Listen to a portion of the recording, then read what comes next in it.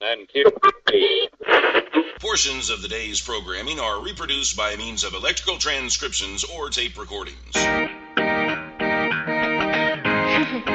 can either talk in the Crystal program. I am the one and only Chris Top.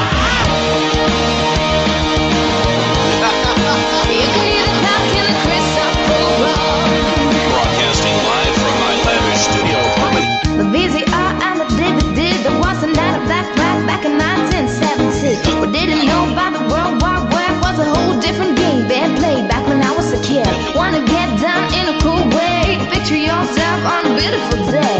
Big bell bottoms and groove along here, just walking in style with a portable MP3 play. You can listen to the music on the Crystal program. You can hear the music on the Crystal program. Only Chris Top. Play the music on the Crystal program. You can hear the talk in the Crystal program. Sonny Clarksville, Tennessee. You can hear the talk in the Crystal program. This is the Chris Top Program. And I am the one and only Chris Top, broadcasting live from my lavish home studio here in sunny Clarksville, Tennessee, with an ocean view. I didn't anticipate doing any sort of a broadcast this evening, but I recently contacted a few of my my artist friends, about 16 altogether, via text. And I know some of them probably think I'm crazy, but what I did was I wrote an article called Music City Monsters, and I wanted to share that with you today.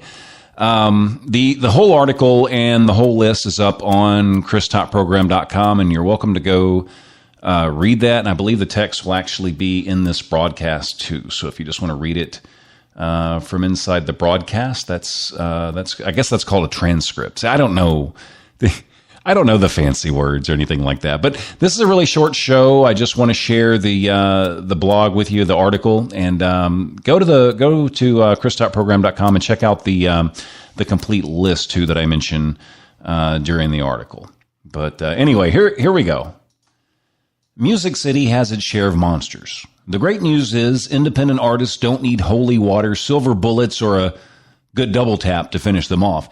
These shady characters only seem to come out for a few days out of the year.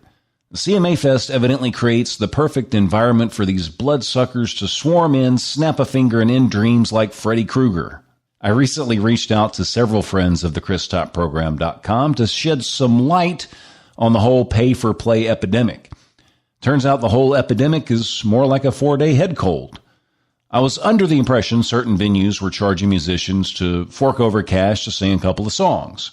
In reality, it's not the venue at all. I'm sure they exist, but it's rare. It's the shady dude who rents out the venue for a showcase or an event.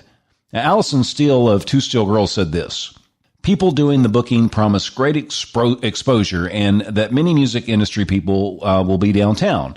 And then Allison went on to say, we all know the big-name music industry folks do not go downtown during those times. Not one of the 16 artists I asked has ever been charged to play at a venue in Nashville. Several of them did mention how they've heard about questionable practices like what Allison spoke about. Any serious artist who comes to Music City understands money will have to be spent and large investments of time will have to be made. Unfortunately, the dream of fame and success does not come cheap. We all have to make a living. Asking artists for money and feeding them with false hope is not what Nashville stands for. The city has the greatest musicians in the world, hardworking, sweating, and sacrificing just like they did from day one. Nobody becomes a success overnight by slipping Slim Shady a few hundos to headline his showcase. Never. Nashville is full of great venues. I've got a list on christopprogram.com of all of them, if you want to check that out. Just to name a few, we've got Bluebird, Margaritaville, Old Red, of course, Commodore, and there's Union Station. There's a ton of them. Just go to christopprogram.com, check out the list. Has anybody ever tried to charge you to play at a venue? I'd like to know. Also, I do want to bring this up. Craig Wilson does host a showcase on June the 6th. And if you want to get in touch with him and ask a few questions, his email is also on that list under blog on christopprogram.com. You can give him an email. And as always, the Chris Top program charges $0 to come out and see us and do an interview. Like, I know I might have to pay you. I don't know. But you can come out and see us, and it doesn't cost a dime. But the catch is you got to be really good. That's the only catch. If you're not really good, you're not going to be on the show. But you can check us out on the Chris Top program on Facebook or christopprogram.com for more information on that. This year, unfortunately, we're all booked up, 24 artists. So I can't help you out much this year, but you can come to the WOBA Awards on that Sunday night. But just go look at the information. Until I broadcast again, please remember this: life is good, and I'm gone. CMA Fest 2019 is right around the corner. June 6th, 7th, and 8th, live interviews with your favorite independent artist. June 9th, the official WOBA Awards ceremony. Just stop by the Commodore Grill Holiday Inn Vanderbilt in Nashville, Tennessee. Get some red carpet pictures courtesy of Magnolia Emporium.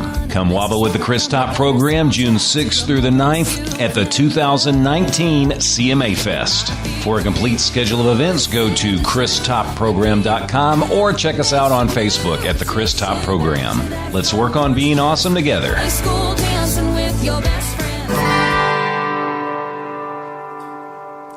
Maybe dark things might be looking grim. I guess it's time for an acronym. 2